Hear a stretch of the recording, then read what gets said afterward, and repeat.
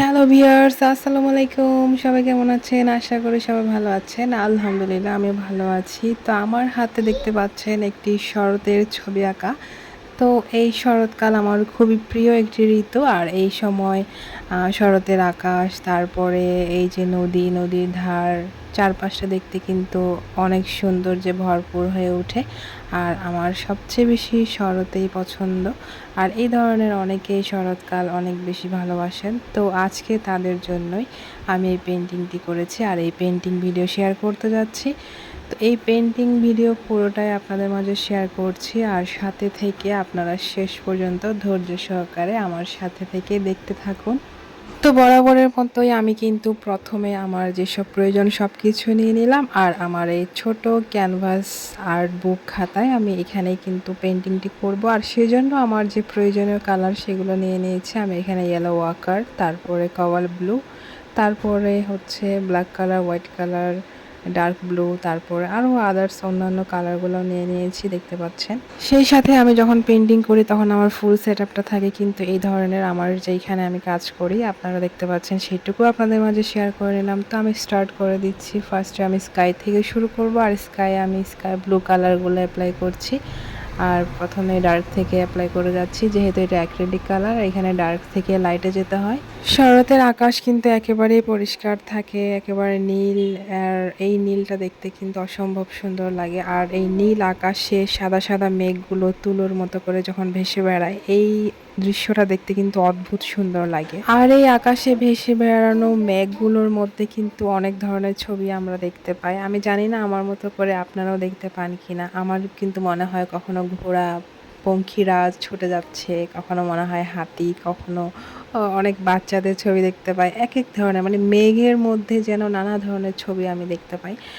আমার মতো করে হয়তো অনেকে দেখতে পান। আর আমি তো এই মেঘের মধ্যেই যেন ছবি আঁকি। এটা এই আকৃতির করে দিলে এটা এই ধরনের প্রাণী হয়ে যায়, এই ধরনের পাখি হয়ে যায়, এই ধরনের পশু হয়ে যায়।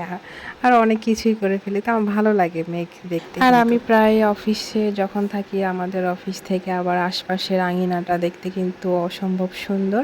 আর এখান থেকে আপনার লেকের উপরে যে আকাশে সাদা মেঘ ভেসে বেড়ানোর দৃশ্যটা কিন্তু অপরূপ সুন্দর। অনেক সময় আমি টাইম ল্যাপস ভিডিওর মাধ্যমে এই মেঘের ভেসে বেড়ানোটা আমি ক্যামেরায় ধারণ করে নিই, আর আপনাদের মাঝে মাঝে মাঝে শেয়ার করি। আর সব সময় সবটাই শেয়ার করা হয় না, কিন্তু নিজের জন্য ভিডিও ধারণ করে রেখে দিই। তো এইদিকে দেখতে পাচ্ছেন আপনাদের সাথে সাথে কথা বলতে বলতে আমি কিন্তু মেঘ এঁকে নিয়েছি আকাশের মধ্যে। আর সেই সাথে আমার দূরে কিছু পাহাড়, তারপরে এই যে নদী, আমি নদীতে পানির মতো করে দিয়ে নিচ্ছি। আর এখানে দুই ধারে আমি কাশবন দিব, আর সেজন্য আমি একটু মাটির মতো করে একটু কালার বের করে নিচ্ছি। আর নদীর ধারে মাটির কালারগুলো একটু এই ধরনের থাকে। আর আমি চেষ্টা করেছি এখানে এই ছবিটাতে একটু র কালার ইউজ না করে একটু কালার মিক্সড করে কালার বানিয়ে নেওয়ার চেষ্টা করেছি। আর সব সময় তো দ্রুত কাজ করতে হয়, তারপরেও চেষ্টা করেছি এত অল্প সময়ের মধ্যে এইটুকু কাজ বের করার জন্য। আশা করি আপনারা উপভোগ করছেন, আপনাদের ভালো লাগবে। আর সব সময় যেহেতু আমি প্রতিদিন যেহেতু এই কাপ্তাই লেক আমি দেখতে পাই, কাপ্তাই লেকের দূরের সেই পাহাড় আর নীল আকাশ, আর নীল আকাশে সাদা মেঘ ভেসে বেড়ানো, এইটা তো প্রতিদিনই দেখতে পাচ্ছি। সেই সাথে মনে হলো শরতে যে বিভিন্ন দ্বীপের মধ্যে যে কাশফুল ফুটে থাকে, আমি সে অংশটাও কিছুটা নিজের মতো করে এখানে তুলে আনার চেষ্টা করেছি। আর তাই এই ছবিটা আমি প্রকৃতি থেকে দেখেই নিজের মন মতো করে বাসায় আমি ইনডোরে আমার মন মতো করে আমি এই কাজটি করেছি। আশা করি আপনাদের ভালো লেগেছে। আর শরতে কিন্তু কাপ্তাই লেকে বিভিন্ন ছোট ছোট দ্বীপগুলোতে কিন্তু এই ধরনের কাশফুল ফুটে থাকে, আর এই দৃশ্যটা দেখতে কিন্তু অপরূপ লাগে। আর যদি নৌকায় বা বোটে চড়ে এই দুধারে আপনি চড়ে যান, আপনার কিন্তু মনে অন্যরকম একটা শান্তি আসবে। আর মনে হবে আপনি একটা স্বপ্নের দেশে যেন ভেসে বেড়াচ্ছেন। তো এই দৃশ্যগুলো আসলে আমার চোখে দেখা, তাই আমি আমার চোখে দেখে আমি সেটা আমার ক্যানভাসে তুলে ধরলাম। তো আশা করি আপনারা উপভোগ করেছেন, আপনাদের ভালো লেগেছে। তো এটাই ছিল আমার ছবিটার ফাইনাল লুক। আর দিনের আলোতে এই ছবিটা অসম্ভব সুন্দর লাগছে, যদিও ক্যামেরাতে অতটা ভালোভাবে ফুটে ওঠেনি, তারপরও চেষ্টা করেছি। আশা করি আপনাদের ভালো লেগেছে।